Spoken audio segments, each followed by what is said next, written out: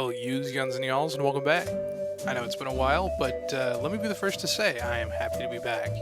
My hibernation is over, and I return with really a kind of new type of show, and I've been hoping to impart a lot of the wisdom I've been getting because I've been playing primarily competitive Commander or CDH, and as I try to clumsily share all these insights I've learned, I hope that we are able to engage in a new form of community content or something similar. Anyway, let's move right into the new discussion, which is meant to be a little bit faster, and it's more about the impression of my end of the top end of maybe a commander or maybe some cards. We'll see. I hope that with this I'll be able to engage with all of yous, yuns, and y'alls with more comments and polls to really get your direct input and information about what sort of things everyone else is looking to play, because I know I certainly have a lot of things that I'm talking about doing. Basically, how this new video format is going to work is I am going to be selecting a few commanders or cards, depending, from what I'm calling, the Wheel of Fate, and we will be selecting randomly through a poll spinner or the wheel picker, if you know it online, a card or cards. In this case, it'll be 3 commanders, and I will begin yapping and discuss a commander and see if it's either fringe viable, high power, is it strictly casual. We'll really see, and can it really play with the big dogs is the big question. As I stated before, this week we have a list of commanders from Modern Horizons 3. Drumroll please. We will be looking at Roshin, Roaring Prophet, a red and green 4-drop 4/4 giant shaman that when it enters you mill and are able to put back an expel if you milled one amongst the cards that were milled. It has the Metalworker effect, meaning it can tap for X mana, and it is really checking for X spells rather than artifacts, but it does have the limitation of generating mana that can only be spent on X spells. Is this fringe comp viable? I would say no, and the reason for that isn't that the commander doesn't have a crazy top end. It does have a very strong top end. It's asking you to run a lot of cards in some colors that aren't very strong, because red and green are great. However, there really are missing commanders for it, I guess, if you want to say in competitive. There are a few good red-green commanders out there, but they do insane stuff, and you have to kind of compete with them and make sure that your fringe viability isn't impeding your deck building, which this certainly is for asking for X spells. Having to run potentially bad cards while you really lack appropriate tutors for finding a lot of these cards does hurt. So it would really give you a lot of dead draws, and that's not really what we would want. Second on our list, we have, drumroll please, Pearl Ear Imperial Advisor, a mono white 3-drop 3/4 Fox Advisor that has lifelink, gives enchantments, affinity for auras, and lets you draw when you play an aura that's targeting a modified card. Is this fringe comp viable? Probably not. I would say maybe, mostly because white itself has quite a few commanders that are potentially viable in fringe competitive, if not competitive itself. Right now, there's only one mono white commander I can think of that's viable in true CDH, and it's listed on the database. But that's not really what we're looking at, but we are comparing it to that. However, in this instance, we are looking at something that has all the makings of a competitive commander, because it has cost reduction, combo potential, it's good at playing stacks, the ability to draw cards. It checks all the boxes.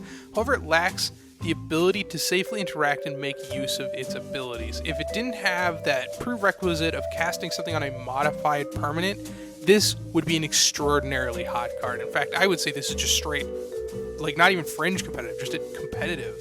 However, doing a dampering of card draw always does put a slow to things. But as a player of aura decks and CDH, this deck would likely struggle against faster strategies or constant stacks cards that we're seeing right now because of the meta. Primarily, this card would definitely fold to a Spellskite. Last up on our list, we have the Necrobloom. Ooh, I like this one. This is an Abzan, or a green, white, black 4-drop. That's a 2/7 plant. The Necrobloom has a landfall ability that is reminiscent of a few different cards. One is a landfall that creates a 0/1 plant, and once you reach 7 lands with different names, similar to Field of the Dead, you create 2/2 zombies. This also gives your land cards in your graveyard dredge 2, meaning that the next time you would draw, you can instead skip that draw, mill cards equal to the dredge, in this case it'll be 2, and you will put the card that you dredge to your hand instead of drawing. Is this Fringe Comp viable or higher? Yeah, this card has really good color pairings, or really good color matching, I should say. It rarely will find dead cards in the list. In fact, the most part, you're just focusing on your mana base being the only thing that feels maybe a little bit slow, but with the advent of some newer cards that come in tapped are not as much of an issue in terms of your land base, because there are plenty of cards out there that just say, ignore that now. This card has awesome commander potential in terms of combos, so you can use your commander as a leveraging form of like mill, which always feels good because current strategies around, bridge from below, decking yourself, all these kind of things, perfectly viable. This commander works really, really well with cycling lands as well, because again, this game plan does allow us to completely circumvent the concern of, okay, we need to try and win through a stacks. Well, our combo uses absolutely no stack stuff, and it doesn't even draw cards, because our combo is using the lands that cycle for free, and the card Fluctuator, and we can deck ourselves with our commander in play. And while tutoring for a Fluctuator does kind of suck, a lot of our lands are going to be able to be turned into value anyway, so we're able to do plenty of payoff for discarding lands and other things like that. This commander is really, in my opinion, just like Gitrog monster plus white, and it doesn't have to try and, rush, because you can play stacks.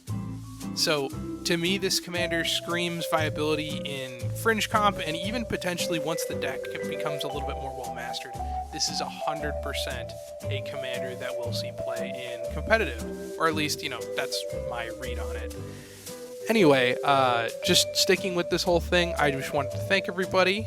I know it's been a little bit of a wait between the last video and this one. I've made several videos since then, and I didn't want to release them because I didn't feel they were of appropriate quality. And really, they didn't match what everything was going on at the time. You'll notice a couple months ago, I did put something up for the Fallout thing. I do have all of the Fallout things written down, but it didn't end up recording everything because it became honestly tiresome, and the video was boring. It didn't give enough time to each of the commanders to really ruminate on what exactly they could do, where their top ends properly lie, and what sort of things we can take away from each of those commanders.